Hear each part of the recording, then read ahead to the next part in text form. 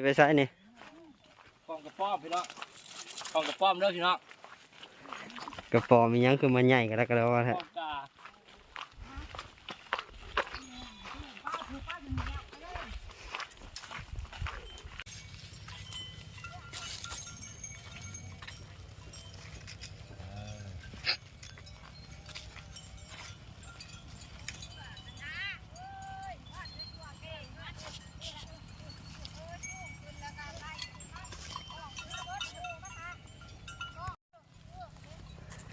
เฮ้ยเฮ้ยเฮ้ยแรงแรงแรงเฮ้ยเฮ้ย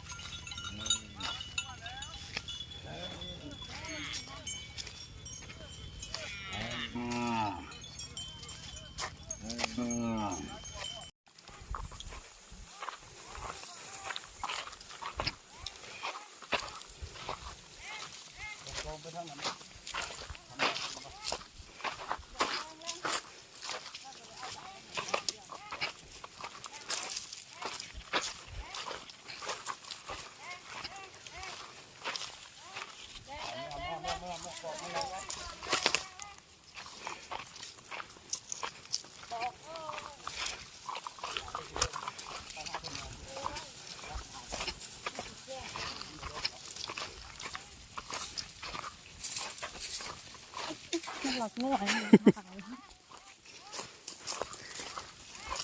ของงัวเขาก็จากทุ่งอันนี้ก็งัวนี่แรกแรกจับเอาน้ำมูอันนี้ว่าช่วงนี้ฮะจับมือได้ก็ได้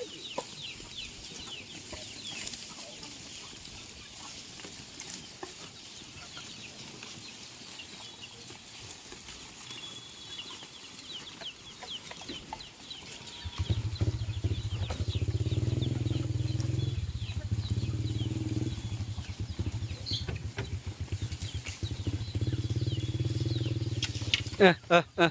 อ